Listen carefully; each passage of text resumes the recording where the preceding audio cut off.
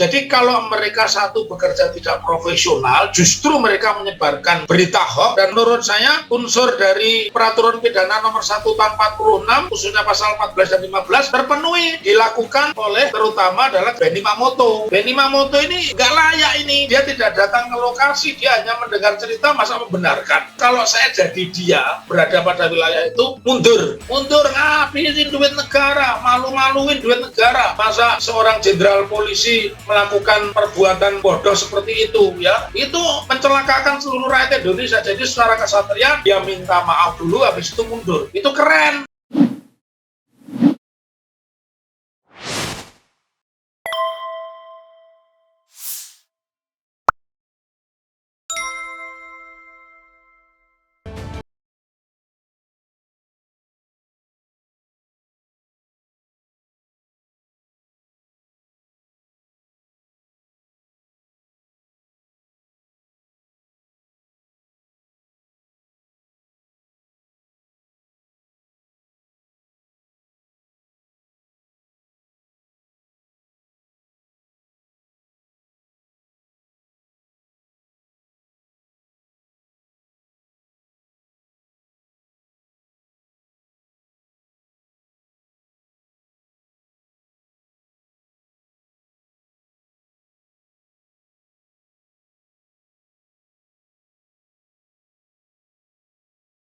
Memang rekomendasinya secara kelembagaan karena keberadaan Kompolnas dan Komnas HAM tidak sebagaimana yang dulu secara filosofis didirikan dia sesuai dengan tupoksinya dan dengan latar keberadaan persoalan yang dulu ada sehingga muncul Kompolnas dan Komnas HAM yang seharusnya diberikan masukan kepada proses penyidikan yang dibentuk oleh Polri.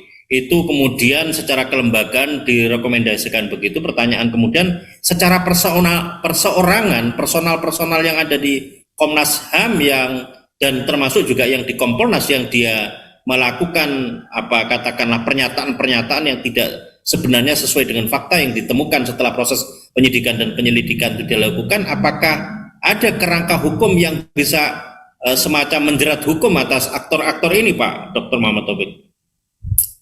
Ya begini, mau dia komisioner Komnas HAM, mau dia Kompolnas, dia bekas jenderal polisi, ya, dan seterusnya, sepanjang dia orang sipil, bukan tentara. Karena di negara kita ini dibedakan cuma dua, kalau tentara hukumnya kita undang-undang hukum pidana militer atau pidana tentara. Kalau sipil tunduknya KUHP, itu mau Kompolnas, ketuanya Kompolnas, mau Komnas HAM, ketuanya Komnas HAM, tunduknya hukum sipil. Jadi kalau mereka satu bekerja tidak profesional, justru mereka menyebarkan berita hoax. Dan menurut saya unsur dari peraturan pidana nomor 1 tahun 46, khususnya pasal 14 dan 15, terpenuhi, dilakukan oleh terutama adalah oleh Benny Mamoto. Benny Mamoto ini nggak layak ini, dia tidak datang ke lokasi, dia hanya mendengar cerita, masa membenarkan. Mestinya 3 tadi, dia mengawasi, dia melakukan penilaian, dan akhirnya memberikan rekomendasi. Dia tidak melakukan itu. Evaluasi itu kan orang harus datang ke satu tempat. Dia hanya mendengarkan dan kemudian menyimpulkan.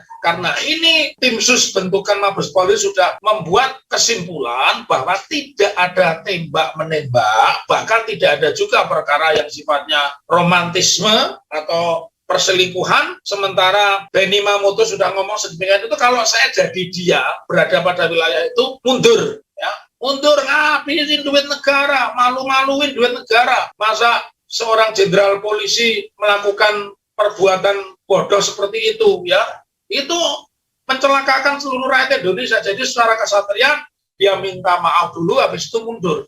Itu keren gitu, seperti staf ahli Fahmi Alamsyah yang mundurkan diri. Dia terima gaji dari Kapolri, makanya dia mundurkan diri, ya. Soal nanti dia menjadi ini menjadi itu. Jadi syarat material maupun formil orang melakukan kejahatan, seorang Kompolnas, komisioner Kompolnas, komisioner Komnas HAM itu sama, ya. Kalau dia tidak gila, dia tetap kena pidana. Karena itu ketika dia menyebarkan hoax, ya dia mestinya mengundurkan diri, menyatakan permintaan maaf dan diperiksa, itu bersedia diperiksa. Karena saya pikir kita mengeluarkan anggaran yang demikian besar itu supaya melakukan pengawasan hukum, supaya mengevaluasi pelaksanaan hak asasi manusia, sehingga pribadi, golongan, kelompok tidak dilanggar. Itu esensinya pembentukan Kompolnas maupun Komnas HAM. Tetapi kalau dia membuat kesimpulan, dia tidak melakukan pengawasan, dia tidak melakukan penelitian, tiba-tiba dia membuat pernyataan, ya maaf saja lah ya, itu menurut saya sudah sampai pada fitnah ya, Kalau sudah pada fitnah, tidak layak pejabat yang digaji oleh uang APBN diberi fasilitas rumah dinas, mobil dinas, ya, perjalanan dinas, sakitnya pun di cover, melakukan penjerumusan informasi, ya. Dia menjerumuskan dengan kapasitasnya, dengan kedudukannya, dia menjerumuskan, memberikan berita yang tidak benar, dan itu adalah sebuah kejahatan karena ancamannya lebih dari 4 tahun, 5 tahun, artinya dia bisa ditahan. Tetapi saya tidak akan berpikir dia ditangkap atau apa, kesatria aja minta maaf dan mundur, baik kepada komisioner Kompolnas maupun komisioner Komnas HAM. Itu harapan saya, Mas Bang. Ya, Dr. Muhammad Taufik, yang terakhir dokter, nanti ditahan dulu. Saya coba tanyakan ke dokter selanjutnya, apa ini kira-kira rekomendasi dokter selain dari apa yang disampaikan tadi, belajar dari kasus yang ada sebelumnya ini, Brigadir J, dan sudah puncaknya sudah dirilis pemberitahuan mengenai siapa saja yang dinyatakan tersangka oleh Kapolri terhadap persoalan-persoalan ke depan yang kemungkinan akan muncul kembali, Dr. Muhammad Taufik. Ya, rekomendasi saya yang pertama, polisi ini kan diikat oleh dua. Satu, diikat oleh kode etik, ya.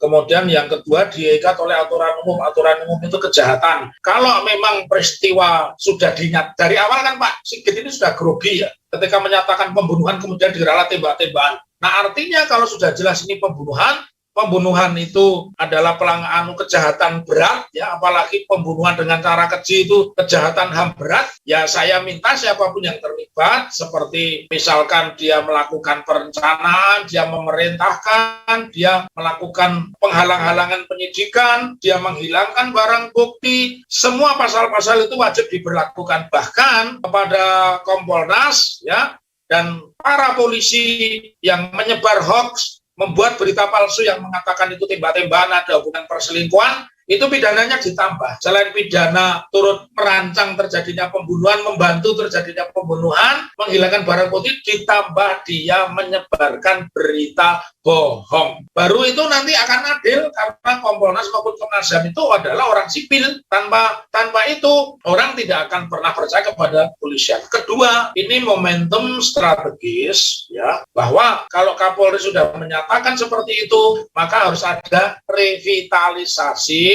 tugas dan fungsi polisi. Revitalisasi itu apa? Jangan semua tugas kemasyarakatan itu menjadi urusan polisi, lalu lintas perhubungan, ya, kemudian kegiatan-kegiatan lain, kejahatan-kejahatan lain yang sifatnya bukan serius tidak perlu lagi ditangani kepolisian. Kalau pajak ditangani institusi pajak, kalau itu kejahatan informasi tidak perlu ditangani kepolisian, karena terlalu banyak memusat pada polisi, akhirnya polisi menghegemoni urusan yang kecil sampai yang besar. Terjadilah seperti ini, sesuatu yang sulit dihindari ketika sebuah institusi itu menghegemoni semua unsur kepentingan masyarakat, dari tempat tidur sampai kondektur, ya, dari tukang cukur sampai direktur, semua diurusi polisi. Ya akhirnya mau tidak mau polisi memiliki kekuatan yang sedemikian besar. Karena itu revitalisasi tugas dan fungsi polisi harus dibenahi. Hanya polisi-polisi yang berurusan dengan kejahatan yang boleh membawa senjata. Itu namanya squad crime. Jadi penyidik, polisi lalu lintas, binmas itu nggak perlu bawa senjata. Itu Cak Slamet, rekomendasi saya.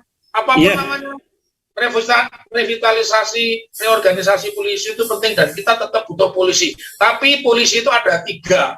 Bad cop, polisi jelek, polisi buruk, good cop, polisi baik, dan yang paling tidak profesional adalah the ugly cop, polisi ugal-ugalan atau polisi jahat. Nah itu yang dipilih hanya satu aja, good cop.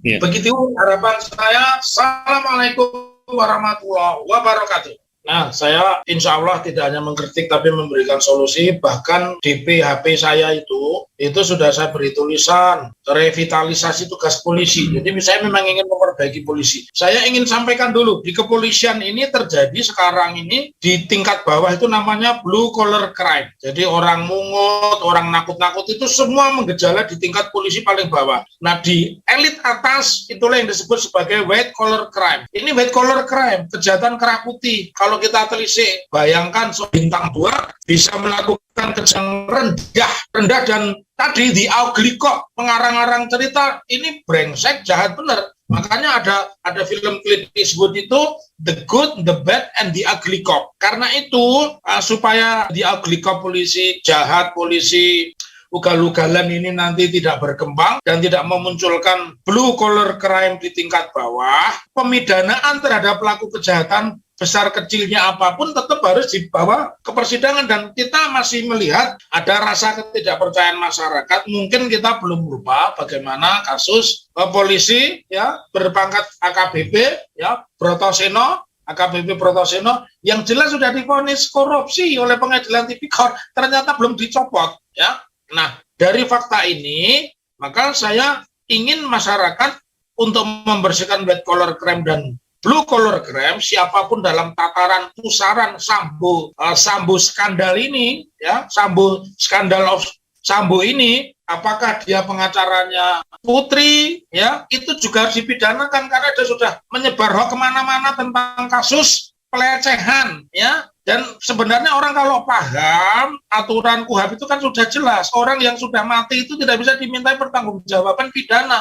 Oleh karenanya mestinya polisi kalau dalam rangka membersihkan white collar crime dan blue collar crime, dari awal dia juga sudah nolak. Jadi saya ingin selain peraturan pidana Undang-Undang Nomor 1 Tahun 46 diberlakukan kepada jajaran polisi, karena polisi itu orang sipil, saya selalu mengulang begitu, karena masyarakat banyak bertanya, polisi itu tidak istimewa, kalau kena melakukan kejahatan ya sama, istimewa mereka kalau mereka masih pakai baju, kalau mereka memakai kejahatan, melakukan kejahatan, hukumannya sama dengan sipil. Jadi baik Putri pengacaranya harus diperiksa juga tentang kasus pelecehannya itu benar atau enggak, karena saya yakin tidak bisa dibuktikan pelaku kejahatan sudah meninggal tapi mereka berulang-ulang ngomong seperti itu ya. Lalu yang kedua memang harus ada satu pembekuan. Jadi tidak boleh lagi ada polisi di dalam polisi, tidak boleh lagi ada komando di dalam komando. Komandonya polisi ini harus tunggal. Satgasus Merah Putih ini harus dihapuskan. Saya ingin sampaikan, saya punya beberapa mahasiswa itu adalah polisi. Dia sampaikan nama Sambo ini di seluruh Kapolda ditakuti. Karena ketika dia memberikan informasi saja kepada Kapolri bahwa Kapolda X ini tidak benar di dalam melakukan penyidikan, Kapoldanya itu sudah takut. Karena itu supaya tidak ada polisi di dalam polisi, saya menginginkan untuk sementara Satgasus ini harus dibubarkan. Ketiga, siapapun yang ada di dalam pusaran kasus hilir dari Barada sampai jenderal, dari kopral sampai jenderal, dia tetap harus dihukum agar memberikan rasa percaya masyarakat. Karena kalau nanti tidak dihukum, kita akan menjadi ketakutan juga ya. Orang yang buntuti kita dibilang polisi ternyata bukan polisi, kita bilang bukan polisi ternyata polisi. Jadi itulah prinsip negara hukum itu dianggap sejahtera ketika masyarakat merasa aman dan nyaman pergi jam 12 malam keluar rumah. Itu ukurannya aja sederhana itu. Demikian Cak Slamet, mudah-mudahan ada revitalisasi dan reorganisasi di tubuh polisi sehingga polisi tidak menghegemoni semua urusan hukum masyarakat sipil. Salam kemerdekaan. Assalamualaikum warahmatullahi wabarakatuh. Waalaikumsalam warahmatullahi wabarakatuh. Dia membuat kesimpulan, dia tidak melakukan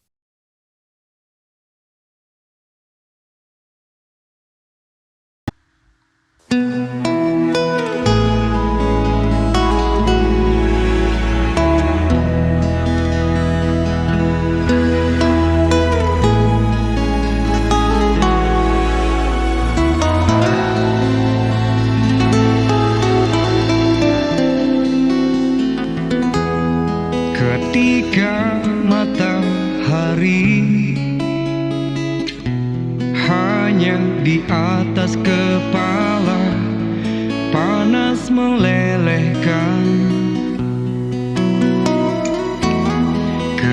ketika keadilan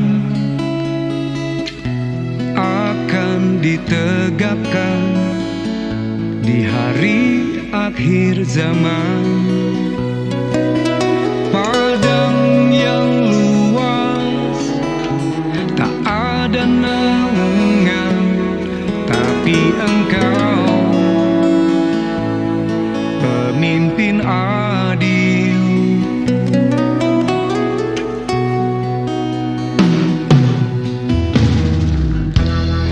Setiap manusia adalah khalifah di muka bumi ini.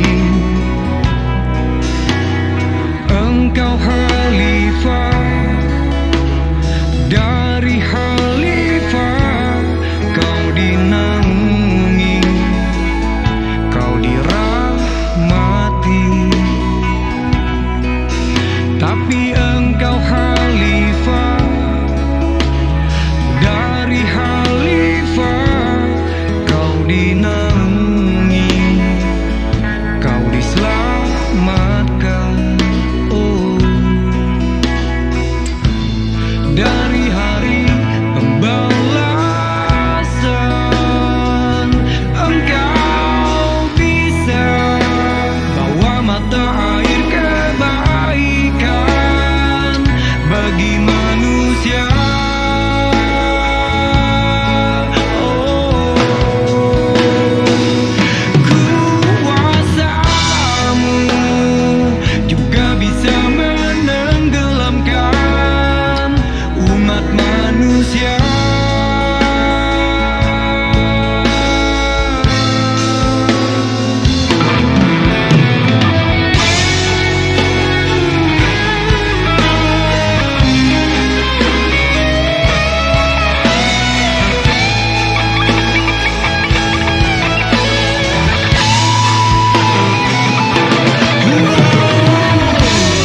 Tak ada bahtera-Mu, tak ada penyelamat, maka adillah Kau pemimpin.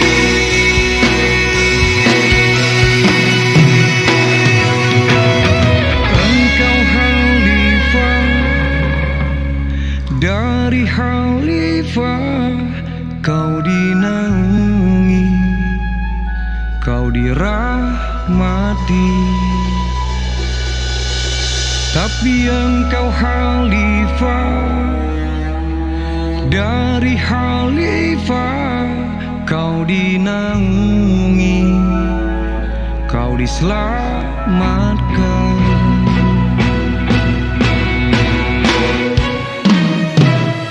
Engkau bisa bawa mata air kebaikan bagi manusia.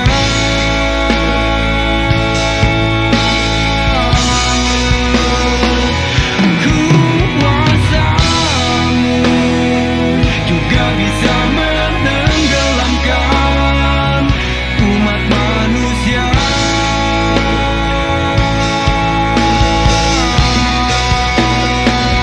Engkau bisa bawa mata air kebaikan bagi manusia.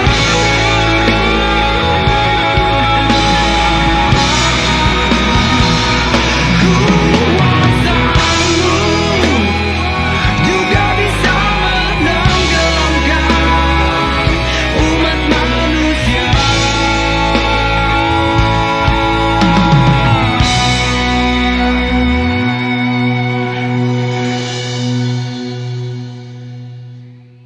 Tapi Engkau khalifah, dari khalifah kau dinaungi, kau diselamatkan.